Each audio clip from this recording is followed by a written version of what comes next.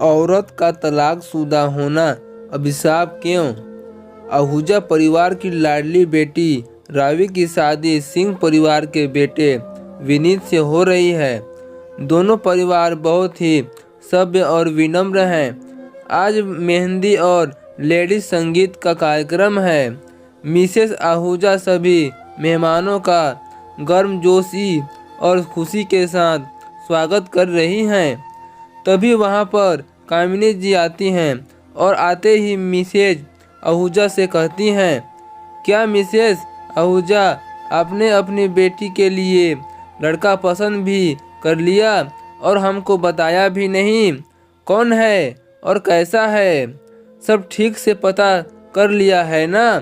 अरे कामिनी जी, थोड़ा सांस ले लीजिए। हमने सब पता कर लिया है कि लड़का सीए है और प्राइवेट फर्म में जॉब करता है।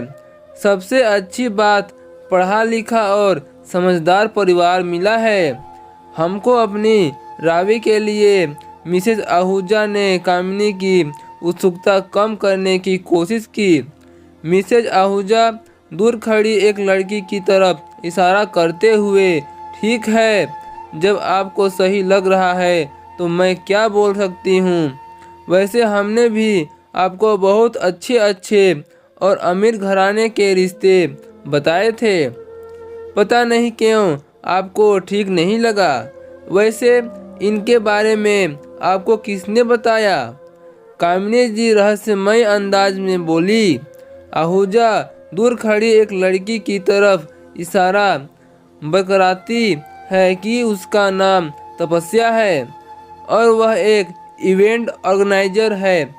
साथ ही उसका मैट्रिमोनियल भी है, रिश्ता प्यार का। उस लड़की को देखते ही कामिनी जी शौक हो जाती हैं और मिसेज आहूजा से कहती हैं, कमाल करती हैं आप मिसेज आहूजा। एक तलाकशुदा लड़की जो अपना घर ठीक से बसा भी नहीं पाई, जो एक हफ्ते भी अपने ससुराल में टिक नहीं पाई, आप उसके बताए हुए लड़के से अपनी बेटी की शादी करा रही हैं। कामिनी जी ने यह बात जानबूझकर इतनी जोर से बोली कि वहाँ सब उन्हीं को देखने लगे। फिर शुरू हो गया खुसर फुसर, कानाफूसी। सब समझ तपस्या को अजीब नज़रों से देखने लगे। तपस्या, जिनसे कामिनी जी की बातें सुन ली थी, कामिनी के पास जाकर बोली, जी हाँ, मैं घर नहीं बस आया पाया। एक हफ्ते में ही मैंने ससुराल छोड़ दिया और फिर तलाक ले लिया। हाँ, मैं तलाकशुदा हूँ, लेकिन आपकी तरह धोखेबाज नहीं हूँ। मेरे बारे में सब कुछ पता ही दिया है तो यह भी बता दीजिए कि मेरी शादी के लिए वह लड़का आपने ही खोजा था और लड़के वालों ने मोटी फीस लेकर आपने गलत जानकारी दी थी। तपस्या की बातें सुनकर मिसेज आहूजा ने तपस्या से पूरी बात बताने को कहा। तपस्या ने अपनी जिंदगी का सबसे कटु सत्य सबको बताना शुरू किया। आपके जैसे ही सुखद अरमानों से के साथ मेरे मम्मी पापा मेरे शादी के लिए कामिनी जी के पास गए थे।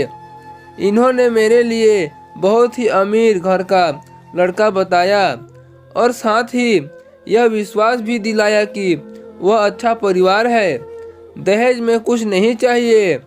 यह भी कहा कि लड़का बहुत ही अच्छा है और कोई भी दोष या बुराई नहीं है। मुझे ससुराल में कोई भी तकलीफ नहीं होगी। लेकिन इनके दिखाए झूठे विश्वास पर मेरे मम्मी पापा ने विश्वास कर लिया और उन्होंने लड़के और लड़के के घर वालों के बारे में कोई भी छानबीन नहीं की। तभी कामिनी जी बीच में बोल पड़ती हैं, एक तो बिना दहेज की शादी कराई, यहाँ तक कि शादी का खर्चा भी लड़के वालों ने ही किया। और क्या चाहिए आजकल लड़की वालों को। अच्छा, मैं चलती हूँ, मुझे कुछ काम याद आ गया। अरे अभी कहाँ, आप चली, हम आपसे तपस्या पर सबके सामने इल्ज़ाम लगा ही दिया है तो हमको भी पता चले कि आप सच्ची हैं या तपस्या। मिसेज आहूजा ने कामिनी जी का हाथ पकड़कर वहीं बैठा दिया। तपस्या, तुम अपनी बात पूरी करो। मिसेज आहूजा ने तपस्या से कहा, शादी के एक हफ्ते तक कभी रस्में के नाम पर या शुभ मुहूर्त का बहाना बनाकर मेरे ससुराल वालों ने मुझे मेरे पति गौरव से दूर ही रख रहे थे, या यूं कहें कि वह खुद मुझसे दूर रह रहा था। और भी न जाने कितने दिनों तक यह सब चलता। अगर मैंने उस रात को अपनी सास और ननद की बातें न सुन ली होती। दोनों ही गौरव को समझा रही थी। गौरव, एक बार तपस्या के कमरे में चले जाओ। कब तक हम बहाना बनाते रहेंगे? तुम्हें अपने खानदान की इज्जत व लोगों को अलग पता चल गया तो हम सब की इज्जत मिट्टी में मिल जाएगी।